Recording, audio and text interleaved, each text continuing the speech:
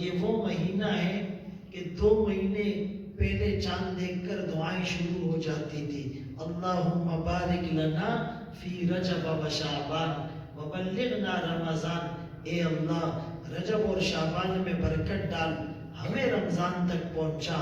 اللہم سلمنی لرمضان وسلم رمضان لی. اے اللہ مجھے رمضان کے لیے صحیح سالم رکھ، رمضان کو میرے لیے بچا کر رکھ. کتنے لوگ تھے پچھلے رمضان میں، آج وہ ہم میں موجود نہیں ہے. کتنے لوگ آج موجود ہیں، رمضان کے چاند سے پہلے وہ دنیا سے چلے جائیں گے. نہ جانے کس گلی میں زندگی کی شام ہو جائے. رمضان کے آنے پر ٹینشن نہیں لینا، او جی دن بڑے ہوں گے، او جی گرمی زیادہ ہوگی، او جی سیری میں اٹھنا مشکل ہوگا. نہیں نہیں میرے دوستو، مہمان کے آنے پر خوشی منائی جاتی ہے. مہمان کے آنے پر ٹینشن نہیں لینی چاہیے. اپنا اسیسمنٹ ٹیسٹ لینا ہے کہ میرا ایمان کس لیول پر ہے. 1 منٹ میں آپ کو رپورٹ مل جائے گی. دنیا کی جو ایڈوانس لیبارٹریز ہے وہاں بھی 1-2 گھنٹے کے بعد آپ کو رپورٹ ملتی ہیں. 1 منٹ کے اندر رپورٹ ملتی ہے. وہ لیبارٹری کیا ہے؟ ادھر ہے کہ میرا ایمان کس لیول پر ہے. اگر رمضان کے آنے سے ٹینشن ہو رہی ہے، اگر رمضان کے آنے سے ٹینشن ہو رہی ہے مطلب ایمان کمزور ہے، اور اگر رمضان کے آنے سے خوشی ہو رہی ہے مطلب ایمان اچھی حالت ہے.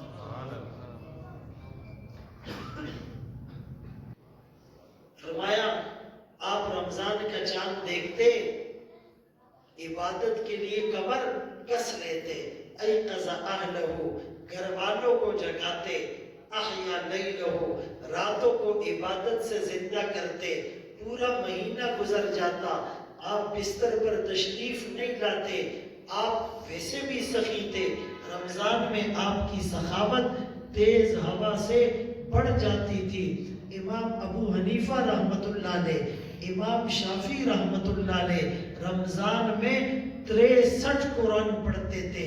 63، 1 قرآن دن میں، 1 قرآن رات میں، اور 3 قرآن تراویح میں. اور یہاں ایسے بدقسمت بھی یہ پورے رمضان میں 1 قرآن بھی نہیں پڑھتے. اللہ اکبر کبیرہ. میرے محترم دوستوں، بھائیوں، بزرگوں، پتہ نہیں شاید یہ ہمارا آخری رمضان ہو، پتہ نہیں یہ رمضان بھی نصیب میں ہے کہ نہیں. یہ افطار کی خوشی اور یہ سحری کا برکت والا کھانا اور یہ تراویح میں جھوم جھوم کر قرآن پڑھنا اور پھر سننا اور پھر جو ہے طاق راتوں میں اللہ کو منانا اور پھر اعتکاف کی سعادتوں کو سمیٹنا اور پھر عمرے میں جانا اور تبلیغ میں جانا اور فلاحی اور خیر کے کام کرنا. ارے پتہ نہیں یہ نصیب میں ہے یا نہیں. میرے دوستو بالکل ٹینشن نہیں لینا. وارم ویلکم کرنا، موسٹ ویلکم کرنا، مرحبا کہنا. اے اللہ تو جس حال میں رکھے گا ہم خوش ہے. اللہ تو نے پھر سے یہ رحمتوں والا، سعادتوں والا، برکتوں والا، خوشیوں والا، تجلیات والا، انوارات والا، روحانیت والا، نورانیت والا مہینہ نصیب کر دیا. ہم تو اس قابل نہیں ہیں. تیرے کرم سے اے کریم کون سی شے ملی نہیں، جھولی ہی میری تنگ ہے تیرے یہاں کبھی نہیں. تو بڑا دربار آ رہا ہے. بڑے دربار میں جانے سے پہلے تیاری بھی بھرپور ہوتی ہے. بھائی کسی کو وزیر اعظم ہاؤس میں بلا لیا جائے بڑے دربار میں تو وہ پہلے سے کہتا ہے کون سا سوٹ سلواؤں. اچھا سوٹ لیتا ہے، مہنگا سوٹ لیتا ہے، پھر کس درزی اور ٹیلر سے سلواؤں، پوری پریزنٹیشن سے سلواتا ہے. ٹوپی کون سی پہن کر جاؤں گا، جوتے کون سے پہنوں گا، گھڑی کون سی پہنوں گا، خوشبو اور پرفیوم کون سا لگاؤں گا، کس دوست سے گاڑی یا رینٹ پر گاڑی لے کر جاؤں گا، کتنے بجے نکلوں گا، کس کو اپنے ساتھ لوں گا، اور پھر وہاں کی تصویریں شیئر کروں گا. ارے اتنا بڑا دربار جو اللہ کی طرف سے لگنے والا ہے، جس میں جنت کے دروازے کھول دیے جاتے ہیں، جہنم کے کے دروازے بند کر دیے جاتے ہیں، جنت کو آراستہ اور پیراستہ کیا جاتا ہے، سرکش شیاطین کو جکڑ دیا جاتا ہے، اور افطار میں تقریباً لاکھوں جہنمیوں کو جہنم سے آزادی کا پروانہ ملتا ہے۔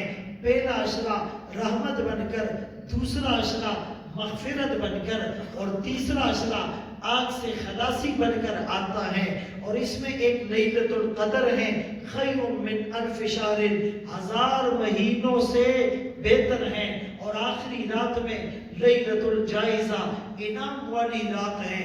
اتنا بڑا دربار سجنے جا رہا ہے، میں ابھی سے تیاری کر لوں۔ آقا رمضان کے علاوہ سب سے زیادہ روزے کس مہینے میں رکھتے تھے؟ شعبان میں۔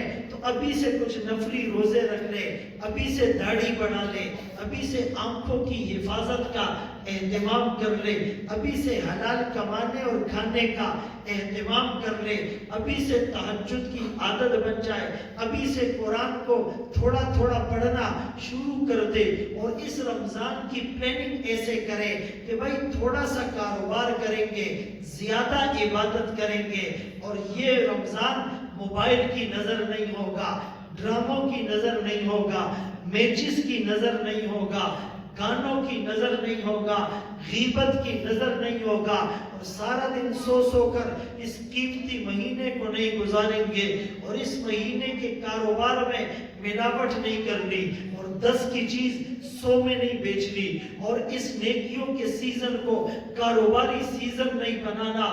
یہ رمضان ایسا ہو کہ ہماری بخشش کا ہمیں یقین ہو جائے۔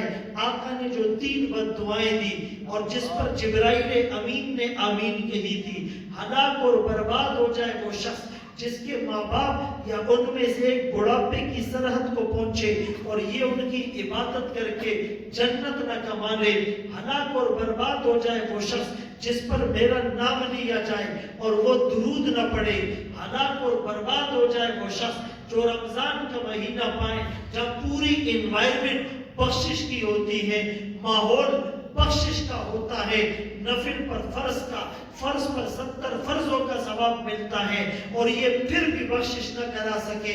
آپ نے بد دعا دی اور جبرائیل امین نے آمین کہا۔ اگر اپنے 20-30 گزشتہ 40 رمضانوں کو ہم دیکھ لیں تو کوئی ایک آدمی کانفیڈنس اور یقین اور وثوق سے کہہ سکتا ہے کہ میرا وہ رمضان میری بخشش کا ذریعہ تھا؟ بھئی کب ہم سدھریں گے؟ کب ہم باز آئیں گے؟ کب ہمیں بات سمجھ میں آئے گی؟ کب ہم ہوش کے اور عقل کے ناخن لیں گے؟ میرے محترم دوستو، بھائیو، بزرگوں، آج عزم کر اس رمضان کی منصوبہ بندی ابھی سے ہوگی۔ اعتکاف میں بیٹھنے کا عزم کرنا۔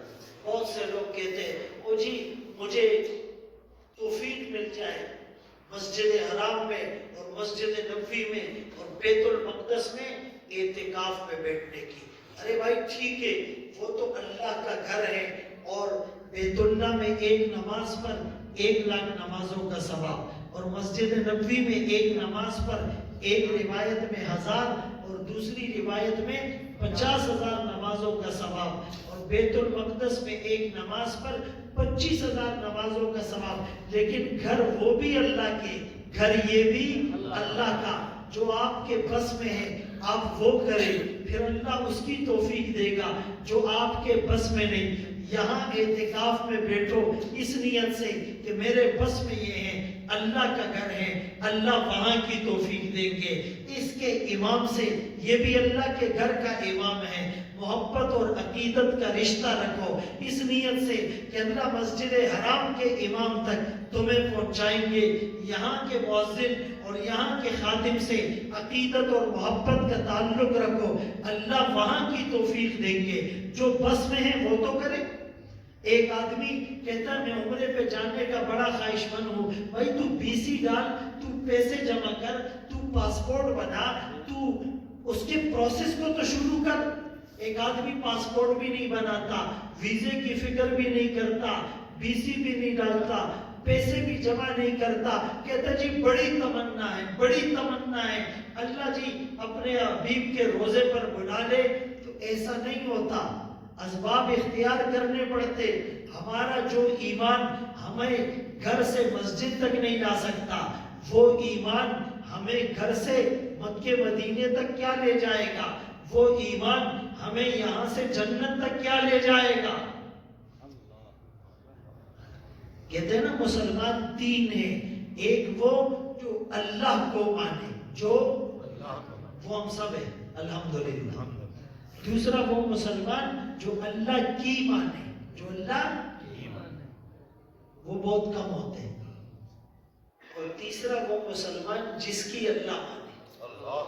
لو اقسم علی اللہ لأبرہ، وہ اللہ کے نام کی قسم اٹھاتا ہے، اللہ اس کی قسم کو پورا فرما دیتا ہے.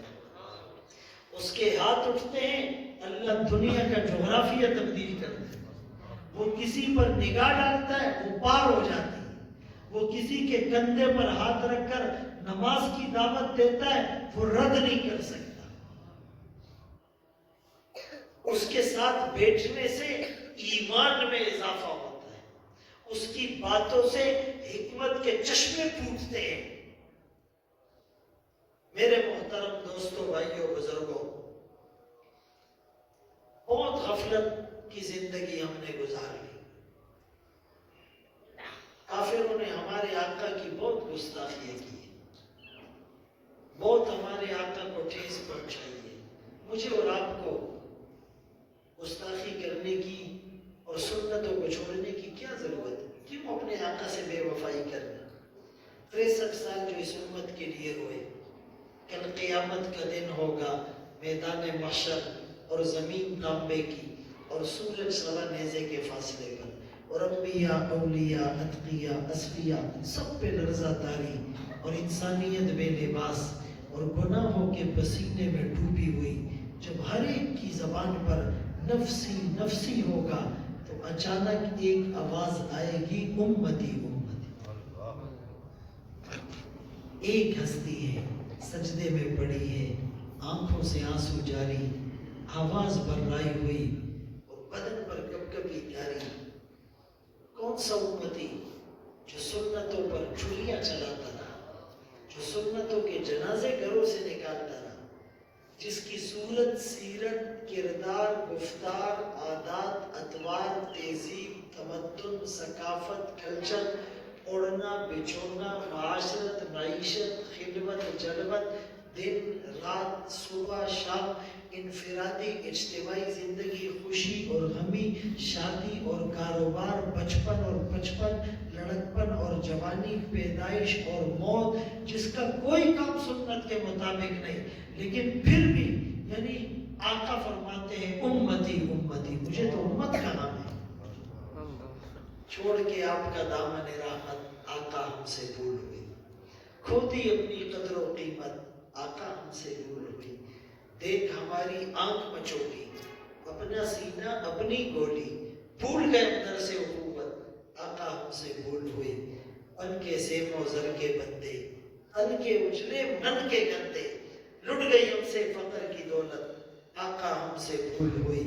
اور اب ساری دنیا کے ٹھکرائے ہوئے ہیں، تیری گلی میں آئے ہوئے ہیں. کھول دے اپنا باب رحمت، آقا ہم سے بھول ہوئی.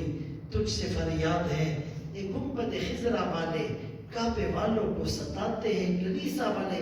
کیا منہ دکھائیں گے، کون سا چہرہ لے کر جائیں گے؟ جہاں شیخ عبد القادر جیلانی رحمت اللہ علیہ اور علامہ اقبال جیسی ہستیاں بیت اللہ میں جا کر کہیں، تو غنی از ہر دو عالم من فقیر، روز محشر عذر ہائے من پذیر، گر تمہیں بینی حسابم ناگزیر، از نگاہیں مصطفیٰ پنہا بگیر. اللہ آپ دونوں جہانوں کے بادشاہ ہیں، میں بڑا حقیر فقیر. روز محشر مجھے رسوا مت کرنا، میرا حساب نہ لینا، لینا ہی ہے مصطفیٰ کریم کی نگاہوں سے اوجھل کر کے لے. ہم نظریں ملانے کے قابل نہیں، ہم نظریں ملانے کے قابل نہیں. یہ کون کہہ رہا ہے؟ 40 سال تک جو راتوں کو اٹھ اٹھ کر اللہ کے سامنے رویا. یہ کون کہہ رہا ہے؟ جس نے 2 رکعت نفل میں پورا قرآن پڑھا. یہ کون کہہ رہا ہے؟ کہ جس نے رمضان میں 63 قرآن پڑھے ہو. یہ کون کہہ رہے ہیں؟ 90,000 مسائل کا جنہوں نے قرآن سے استخراج کیا ہو. یہ کون کہہ رہے ہیں؟ پھولوں سے زیادہ جنہوں نے پاکیزہ زندگی گزاری ہو. یہ کون کہہ رہے ہیں؟ 20 سال تک گناہ لکھنے والے فرشتوں کو جن کے گناہ لکھنے کا موقع نہیں ملا. یہ کون کہہ رہے ہیں کہ جن کی راتیں اللہ کی یاد میں گزرا کرتی تھی، جن کی آنکھوں میں حیا کا سرما ہوتا تھا، جن کی زبانوں پر اللہ کا ذکر ہوتا تھا، جن کے دل اللہ کے خوف سے تھر تھر کانپ رہے ہوتے تھے. یہ وہ کہہ رہے ہیں ہمیں نظریں ملانے کی جرت نہیں. اور ہم جیسا گناہوں میں ڈوبا ہوا انسان جس کی آنکھوں سے زنا ٹپکے، کان موسیقی کی پیپ سے بھرے ہوئے، زبان جھوٹ بولنے کی مشین، ہاتھوں سے تکبر کی بو آئے، گردن اکڑی ہوئی، دل اور دماغ گناہوں کا پروڈکٹر بنا ہوا، جس کے گناہوں سے زمین کی چھاتی بھر گئی، آسمان کی نیلی چھت لرزاں و ترساں ہے، پہاڑ اور آگ اجازت مانگتے ہیں انہیں جلا کر بھسم کر دیا جائے. وہ گناہگار کہ جب جوانی کی شام ڈل گئی، اولاد پرواز کر گئی، جیب خالی ہو گئی، آنکھوں میں بینائی نہیں، کانوں میں شنوائی نہیں، زبان میں گویائی نہیں، ہاتھ لرزنے لگے، دماغ معاف ہو گیا، کمر جھک گئی، چشمہ لگ گیا. آج جب گناہوں کی زندگی سے تھک ہار کر آنے والا بوڑھا گناہگار، اللہ اکبر، یہ بھی جب اللہ کے در پر آتا ہے، جبین نیاز جھکاتا ہے، ندامت کے آنسو بہاتا ہے، آنسوؤں کی بارش سے دل کی زمین کو سیراب کرتا ہے، اللہ کا اعلان ہوتا ہے ارے بھرے ہوئے گناہوں کے دامن کے ساتھ آنا، تیرا کام تیرے گناہوں کو نیکیوں سے بدل کر تیری بخشش کرنا، مجرہ کرنا. کوئی آئے تو صحیح، کوئی روئے تو صحیح، کوئی منائے تو صحیح. کبھی آپ نے یہ دیکھا ہے کہ خود روٹنے والا طریقہ بتا رہا ہو کہ مجھے منانے کے لیے یہ کام کرو؟ اللہ تعالیٰ ہم سب کو مرنے سے پہلے مرنے کی تیاری کی توفیق نصیب فرمائے، اور اس رمضان کو روحانیت اور نورانیت کے ساتھ گزارنے کی توفیق نصیب فرمائے. آخر دعوانا الحمدللہ.